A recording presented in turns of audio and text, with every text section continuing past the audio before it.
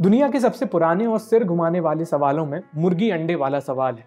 पहले कौन आया, मुर्गी या अंडा? अगर आप कहेंगे कि पहले मुर्गी आई तो ये फिर मुर्गी किसी अंडे से आई होगी। अगर आप कहेंगे पहले अंडा आया तो ये अंडा किसी मुर्गी ने ही तो दिया होगा। इस तरह ये जवाब पुरानी कैसेट की तरह फंस कर रह जाता है और आदमी सिर धुनता रह जाता है। ये सवाल यूनानी सभ्यता जितना पुराना है। दार्शनिक एरिस्टोटल अरस्तु के सामने भी ये सवाल आया था। एरिस्टोटल इस नतीजे पर पहुंचे कि ये एक इनफाइनाइट सीक्वेंस है, इसका कोई ट्रू ओरिजिन नहीं है, यानी ये सिलसिला अनंत है और इसके सही मूल तक नहीं पहुंचा जा सकता। लेकिन हम साइंस के जरिए इसका जवाब पता करने की कोशिश कर सकते हैं।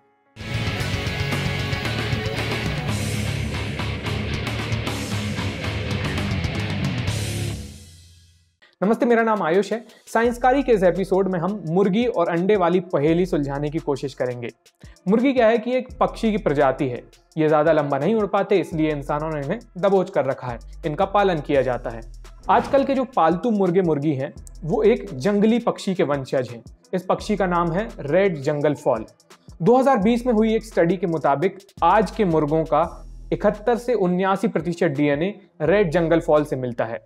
मुर्गी पालने के सबूत करीब 8000 साल पुराने ही हैं। 8000 साल पहले इन्हें पाला जाने लगा। अंडे की बात करते हैं। अंडा क्या होता है?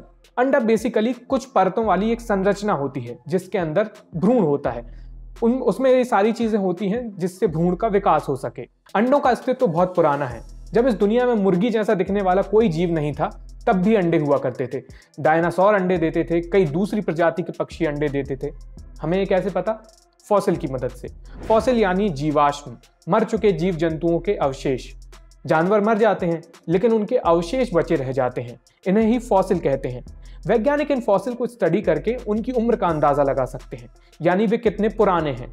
डायनासोर के अंडे और भ्रूण के सबसे पुराने फॉसिल करीब 19 करोड़ साल पहले के हैं और सबसे पुराने पक्षियों के फॉसिल सिर्फ 15 करोड़ साल पुराने हैं। इसका मतलब अंडे तो मुर्गियों से बल्कि पक्षियों से भी कई करोड़ों साल पुराने हैं। तो भैया प्रॉब्लम हो गई सॉल्व। अंडे मुर्गी से बहुत पहले आ चुके हैं, भले ही वे मुर्गी के अंडे ना होकर दूसरे जीव जंतुओं के अंडे हों। तो इस हिसाब से अंडा मुर्गी से पहले आया। आप कहेंगे गुरु ये तो चीटिंग है, अपन तो मुर्गी वाले अंडे की बात कर रहे थे, जमाने भर के अंडों से हमको क्या लेना देना। तो अपना सवाल थोड़ा बदल लेते हैं।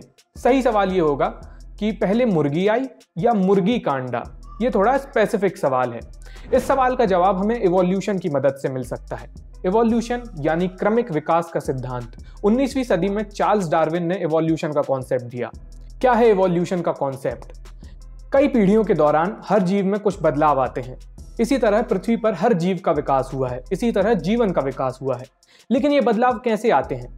जीवों में ये बदलाव जीन्स बदलने के कारण आते हैं।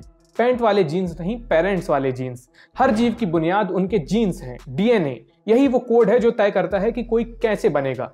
उदाहरण के लिए अगर कोई जीव एक पकवान है तो उसका डीएनए उसके बनने की रेसिपी है। ये शरीर की बनावट के लिए एक इंस्ट्रक्शन मैनुअल की तरह है। जैसा डीएनए में लिखा होगा शरीर वैसा ही बनेगा। अगर इसमें बदलाव आ जाए तो सब कुछ बदल जाएगा, पूरी बनावट बदल जाएगी। आपका जो डीएनए है वो आपके माता पिता से आया है। हर पीढ़ी अपने अगली पीढ़ी को जीन्स ट्रांसफर करती है। जीन्स ट्रांसफर होने के दौरान कई बार बदलाव आ जाते हैं। इन बदलावों को कहते हैं म्यूटेशन। यही म्यूटेशन इवोल्यूशन की बुनियाद है।